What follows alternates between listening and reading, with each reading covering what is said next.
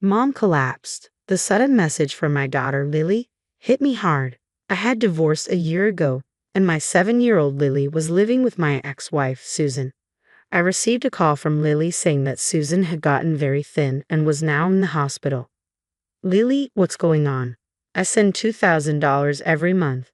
Why is this happening? I asked. Daddy, please help Mom, Lily cried, hearing her heart break. I left work early and rushed to the hospital where Susan was admitted. I prayed for their safety as I took a taxi there. When I arrived, I found my crying daughter and my mother-in-law. Susan was lying in bed with her eyes closed, looking like she was asleep. How is Susan? I asked my mother-in-law. It's a mess. She's hospitalized for malnutrition. Pills are piling up, she replied. Malnutrition? She said she was on a diet and hardly ate. I told her many times to eat more. I can't believe she hadn't been eating properly until it came to this. Daddy, will Mom be okay? Lily asked. Yeah, she'll be fine. She'll rest in the hospital and we'll be back to normal soon, I reassured her. Really? Lily clung to me, shedding quiet tears, and a faint smile appeared on her face, maybe comforted by my presence. But I noticed something was off when I held her. Has Lily slimmed down too? I wondered. That's what kids are like during their growth spurts, my mother-in-law said. I deeply regretted not being aware of Susan's and Lily's well-being. I was the cause of our divorce. Back then, I was a busy salesman at a major corporation and hardly came home, leaving everything about the house and our daughter to Susan. I neglected my responsibilities as a husband and father, which made Susan so upset that she asked for a divorce. After that, Susan and Lily moved back to her parents' home, where her father and stepmother lived. They got married late in life, fearing loneliness in old age. Susan said she worried about being a burden by returning with her child, but her parents welcomed her warmly. Out of my own will, I sent them $2,000 every month, hoping they would live comfortably. Being too focused on work, I was the reason for our divorce, so I decided to do everything I could for them. After the divorce, our relationship wasn't bad. We often contacted each other, and I learned a lot about my daughter who had just started grade school. However, for the past 6 months, I have been so busy that I hadn't contacted my ex-wife. I wondered what had happened to Susan during this time. I was deep in thought as I looked at Susan lying on the bed, looking so thin. Isn't this a bit too much for a diet? I wonder why she wanted to lose weight so much. Well, who knows? Maybe she found someone she likes. She's still young after all, my mother-in-law said. James, you can go home. I'll take care of Susan, she added. I understand. I'll head home for today. It must be hard staying with her. How about you, Lily? Do you want to come to my place? Huh, really? I want to go with you, my daughter said happily, squeezing my hand. My mother-in-law quickly responded, I'll take care of Lily here. You're busy with work, James, and Lily needs to go to school. But Lily says she wants to go. I can drop her off and pick her up from school. You're busy and it's hard for you to take care of her. Plus, you don't even have custody, she reasoned, leaving me at a loss for words. I see. In that case, when Susan wakes up, could you ask her if she'll let me take care of Lily while she's hospitalized? Regardless of what you say, she's still my daughter, I said, apologizing to my disappointed daughter. I bowed to my mother-in-law and left. Looking back, I regretted not insisting on taking her home right then. Several days passed since Susan was hospitalized. One day after work, I returned home to find my daughter there. Lily, did you come here all by yourself? Daddy, she said, looking up at me anxiously. She was wearing the same worn-out t-shirt and dirty shoes as at the hospital, and her hair, seemingly tied by herself, was a mess. This was the discomfort I have felt at the hospital. Realizing it now made me feel like a failure of a father. I invited her in and offered her a cup of hot milk. Doesn't your mom buy you new clothes or shoes?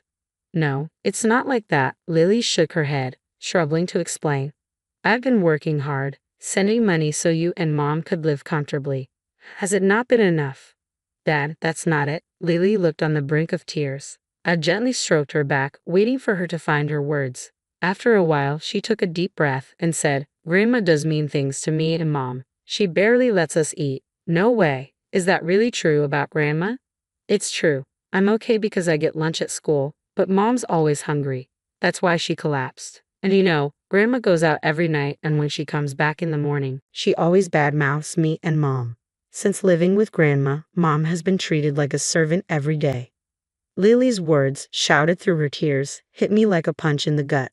Could my mother-in-law be the cause of Susan's malnutrition? If I had kept in contact, maybe this wouldn't have happened. Biting my lip in frustration, I felt a small, warm hand gently touch mine. Dad, don't cry, Lily said, her heart tightening as she bravely held back her own tears. With that, I decided to help my ex-wife and daughter. About a week later, I was contacted by the hospital about Susan's scheduled discharge. Normally, the in-laws would have been contacted first, but I had arranged with the hospital to prevent that. I had grown suspicious of my mother-in-law since she always prevented me from seeing Susan and barely let me talk to her during my visits. Moreover, she constantly called me even when Lily was staying with me. Hearing Lily's stories convinced me something was off with my mother-in-law, so I decided to take Susan directly to my house on her discharge day without letting my mother-in-law know. When Lily and I arrived at the hospital, Susan was there, thinner but with a much better complexion than when she was admitted. "Thank you for coming to get me. I'm sorry for the trouble," Susan said, her voice making my heart beat faster. I was so glad she was alive. As I breathed a sigh of relief, Lily rushed to hug her mother. "Mom, I'm so glad you're fine now." "Lily, I'm sorry for worrying you," Susan said. Watching their emotional reunion, I felt a lump in my throat, but I knew we couldn't stick around for my mother-in-law to show up. I quickly ushered them into the car and headed home. "Feels nostalgic," Susan said, relieved as we arrived at the house we had lived in together until a year ago. Watching for the right moment when she was calm, I broached the subject. "Actually, Lily told me something," I said. When I asked Susan about what Lily had said, Susan's eyes widened and she awkwardly averted her gaze. "What Lily said was true.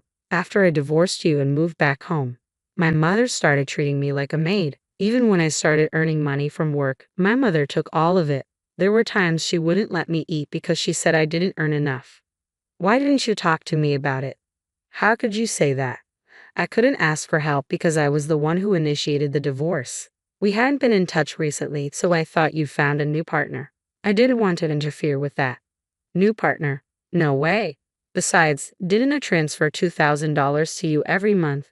How did you fall sick if you're lying?" "I haven't received anything. I am sure the money was transferred just fine. It should be recorded in your bank book." "My mother took both my bank book and debit card. She told me that you stopped sending money a long time ago and that you found a new woman and had abandoned me." I was stunned. If only I had kept in touch more diligently, this wouldn't have happened. But it's too late to regret it now. "She also took my credit cards and used them without my permission." "But couldn't you have run away?" "If I did that, they would turn on my father who was left at home. I can't leave my father alone," Susan choked up as she said this. My mother-in-law was a big spender. When Susan and I were still married, she would often come to us asking for money. But she was generally pleasant and kind, so I believed Susan and Lily would get along with her. However, the moment Susan moved back home after the divorce, my mother-in-law seemed to have turned into a completely different person. She didn't do any housework and went out every day, taking her frustration out on Susan and Lily when she ran out of money. My father-in-law is a quiet man who couldn't stand up to my mother-in-law, so he turned a blind eye to it. He didn't offer any help, and Susan just had to endure it. "But I let Lily suffer. I'm a terrible mother, aren't I?" "That's not true. The one at fault is entirely my mother-in-law." "I see. Thank you," Susan said as tears quietly ran down her cheeks. A few days later, I waited for the day my mother-in-law was out and headed to my in-laws' house. When I arrived, my father-in-law bowed deeply to me. "I'm truly sorry. I've done an awful thing to Susan and Lily." "Sir, I've heard about what my mother-in-law has been doing to Susan and Lily. I came here to help them." Upon hearing my blunt declaration, my father-in-law gradually started speaking. "I noticed what she's been up to, but I turned a blind eye. I became unable to speak because I grew scared seeing her change day by day. But I can't stand seeing my daughter and granddaughter get hurt anymore." From his trembling voice, his regret was palpable. He wished for the same thing I did, to protect both of them. "Sir, could you lend me a hand?" I asked him to keep an eye on my mother-in-law's behavior, where she went, what she did, how my $2,000 transfer was spent, and how Susan's credit card was used. Subsequently, I also began to investigate my mother-in-law. One day, I visited my in-law's house with my ex-wife. As soon as Susan went in, I could hear a loud voice berating her. I quickly followed. "Pardon my intrusion, James," my mother-in-law said, ignoring my surprise. I turned to my ex-wife and asked, "Are you all right?" Susan trembled in fear. Rubbing her back, I turned my gaze towards my mother-in-law. She froze for a moment, then hastily said, "Oh, welcome. What brings you here so unexpectedly?" "I just dropped off little Lily at school. Thought I could come over to discuss some matters regarding Susan and Lily without having Lily present. Hope I'm not intruding." "Oh, a discussion about what, I wonder? As you can see, we're getting along quite nicely."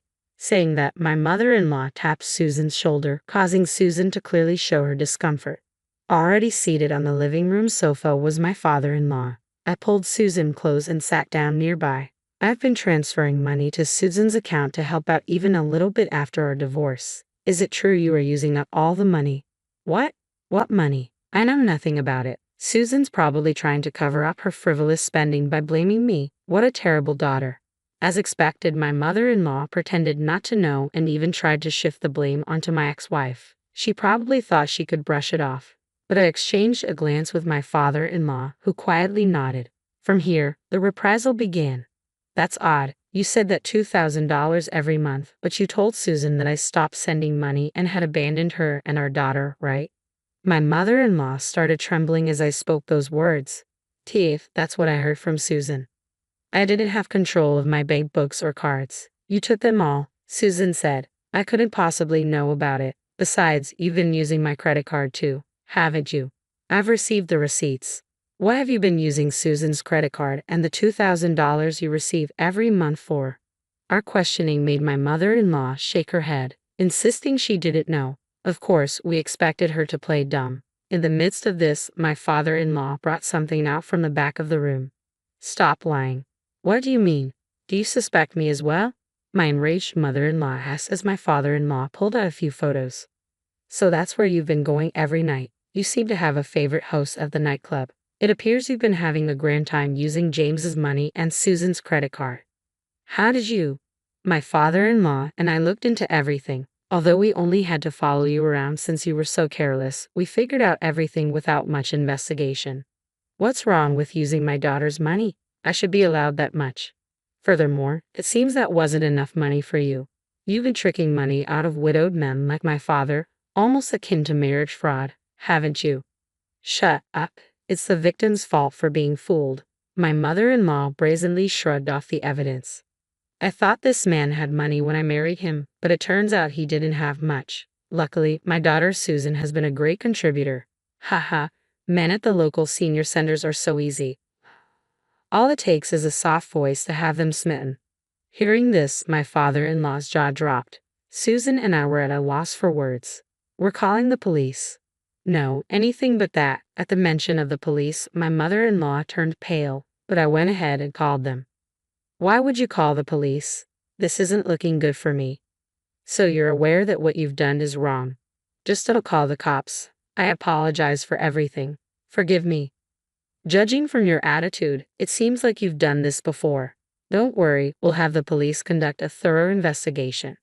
My mother-in-law, pale faced and shaking, was taken away by the police officers who arrived shortly after. When it was all over, it felt like a weight had been lifted off our shoulders. I gave Susan a warm smile. With tears in her eyes, she gave me a gentle smile in return. Apparently, my mother-in-law was arrested on charges of marriage fraud, and several people are demanding she repay their money. Naturally, my father-in-law divorced her and sued her for the emotional distress inflicted on the family from her harassment. Susan also claimed $50,000 in damages for the misuse of her credit card. Of course, I'm also demanding she return all the money I transferred.